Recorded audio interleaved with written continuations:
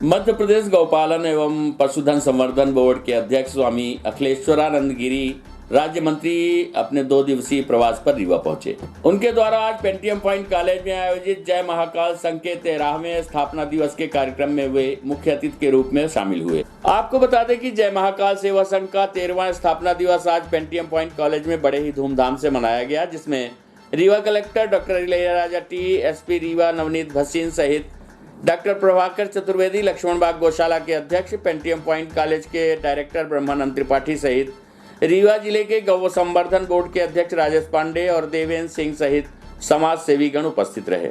आपको बता दें कि जय महाकाल संघ के 13वें स्थापना दिवस के मुख्य अतिथि के द्वारा दीप प्रज्वलित कर कार्यक्रम की शुरुआत की गई। इस दौरान एसपी नवनीत भसीन ने नशे के खिलाफ आम जन को आगे आने की अपील की है। उन्होंने कहा कि नशे की चैन को तोड़ने के हर संभव प्रयास हम लोग कर रहे हैं, जिसमें आम जन की सहभागिता होने पर हम इसके खिलाफ और तेजी से काम कर सकेंगे। उन्होंने कहा कि नशे के कारोबारियों, नशाखोरों के संबंध में जो सूचना देंगे उनके नाम गुप्त रखे जाएंगे, साथ ही उन्हें पुरस्कृत भी किया जाएगा। इस दौरान Rewa collector doctor Ilaiyaraaja T ने नशे के खिलाफ जन आंदोलन चलाने की बात कही। इस अभियान में महिलाओं की भी भागीदारी पर उन्होंने जोर दिया है। साथ ही रीवा जिले में पुलिस प्रशासन द्वारा की जा रही लगातार कार्रवाई की उन्होंने सराहना भी की है। वहीं इस संबंध में हमारे सिटी न्यूज वैन के संवाददाता ने कार्यक्रम के मुख्य अतिथि स्वामी अखिलेश्वरानंद गिरी से चर्चा की, तो उन्होंने कहा कि युवाओं में बढ़ती नशाखोरी समाज के लिए घातक है।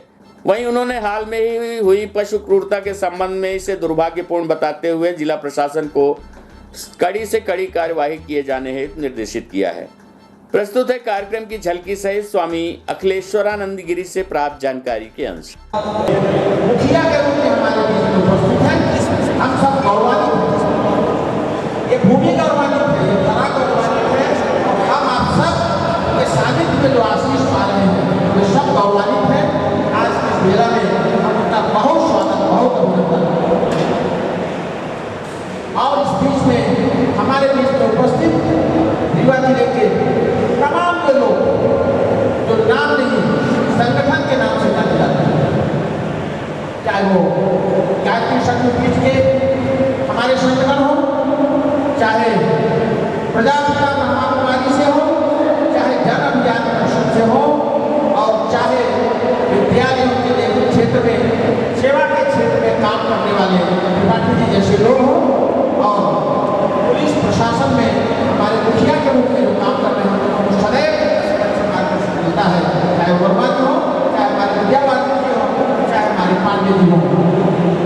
तमाम ये लोग जिनके नाम ले रहा हूँ, जिनके नाम नहीं ले पा रहा हूँ, इसलिए इस समय कम है, हमें सबसे अधिक स्वागत का सानिध्य चाहिए। ऐसे सभी लोगों को नमन है, वंदन है, अभिनंदन है। आज हम सब लोग गौरवान्वित उनका सानिध्य पाकर हम आज के मेला में आप सबको बहुत बहुत साधुवाद और धन्यवाद देते हैं, जिन्होंने इस अवसर, इस मेला को अपने जीवन की एक पुण्य भूमि, पुण्य धरा, पुण्य समाधि समझकर यहाँ आप सब उपस्थित हैं। आप सबका बहुत बहुत नमन, बहुत बहुत अपनी जानकारी सूचना दे सकते हैं।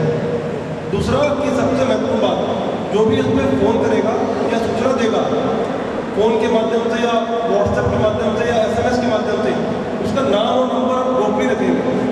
तो नाम और नंबर किसी को भी डिस्क्लोज नहीं करेंगे, ओपन नहीं करेंगे। तो आप पर हमारे बीच के विश्वास की बात होगी। हमारी टीम उसको अटेंड करेगी, किसी से उसका नाम आगे फॉरवर्ड नहीं करेगी। अगर आपने लिख के भेज दिया है तो उसको हम कट कर देंगे। केवल पर्टिकुलर फलाने दुकान में, फलाने मोहल्ले में उस व्यक्ति की या फॉरेक्स या नशे का सामान बेच रहा है, उसी को फॉरवर्ड करके हमारे पुलिस द्वारा उस पर कार्रवाई की जाएगी। कहाँ सबसे ज़्यादा नशा होता है, उसमें मध्य प्रदेश में रीवा में ना रिम्स रोड में है, कहाँ रीवा वीडियो के द्वारा सबसे ज़्यादा नशा किया जाता है। ये बहुत ही दुख की बात है। इसलिए भारत शासन द्वारा माननीय मुख्यमंत्री महोदय की निर्देशन में नशा मुक्ति अभियान की शुरुआत हुई है। 1 साल हो गया है, बट कोविड के बीच में कुछ गतिविधियाँ डेफिनेटली ना रुका हुआ है। पर बात यह है, जस्ट बोलने से डेफिनेटली नशा मुक्ति नहीं होने वाला है, बहुत कुछ काम करना पड़ेगा। मैं सबसे पहले तो जय महाकाल संघ का मैं बधाई देता हूँ। आप लोगों ने 1 लाख डिजिटल संकल्प लिया है उसमें ना आप लोगों ने पूरा किया, मतलब उसके लिए मेरी ओर से बधाई और शुभकामनाएं पूरी सभी लोगों को। रीवा के प्रति मेरे मन में स्वाभाविक रूप से आकर्षण इसलिए भी रहा कि मैं संन्यास पूर्व अपने ब्रह्मचारी जीवन में विश्व हिंदू परिषद के दायित्व का निर्वहन कर रहा था, तो बार बार मुझे रीवा संभाग ही प्रभार में मिलता था। इसलिए यहाँ के रहन सहन, खान पान, बोली भाषा और यहाँ के लोगों के स्नेह और आत्मीय भाव से मैं शुरू से ही प्रभावित रहा हूँ।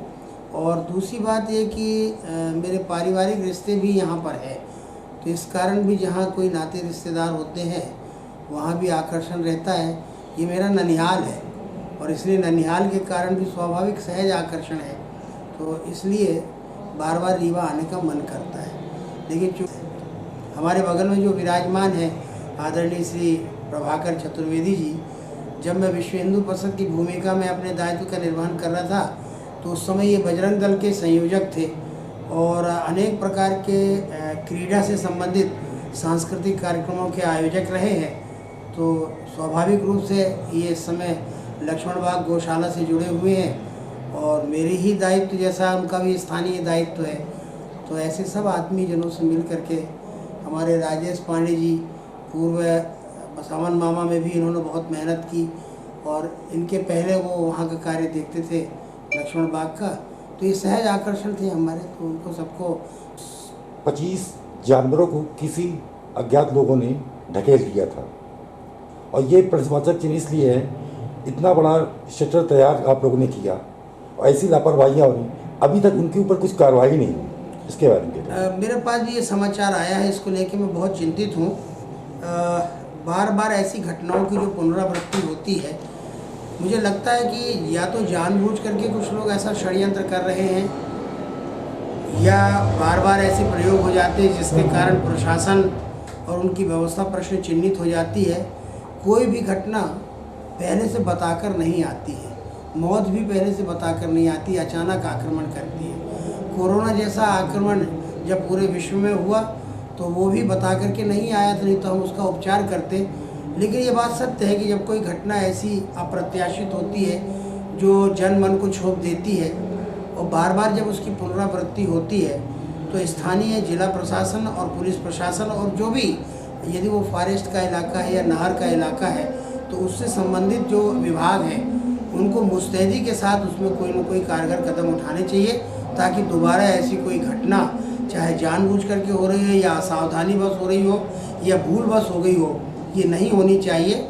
मैं आपके इस चैनल के माध्यम से जिला प्रशासन के, पुलिस प्रशासन के, फॉरेस्ट प्रशासन के, सिंचाई विभाग के अधिकारियों से कहूँगा कि उस स्थान पर जहाँ बार बार ऐसी घटनाओं की पुनरावृत्ति होती, काफ़ी गहराई में वो पशु चले जाते हैं, उनका फिर रेस्क्यू करना बड़ा कठिन सा हो जाता है, एक चुनौती जैसा। तो ऐसी घटनाएं क्यों होती है, उसकी रोकथाम होनी चाहिए। जब किसी पुल से बार बार लोग सुसाइड करते हैं नदी में कूद करके, तो वो सुसाइड पॉइंट को चिन्हित कर लेने के बाद उसकी रोकथाम के लिए जो कार्य किए जाते हैं, इसी प्रकार का कार्य यहाँ पर होना चाहिए। ऐसा मैं आपके चैनल के माध्यम से उन अधिकारियों को निर्देशित करता हूँ कि ऐसी अनपेक्षित घटना, दुखद घटना, उसकी पुनरावृत्ति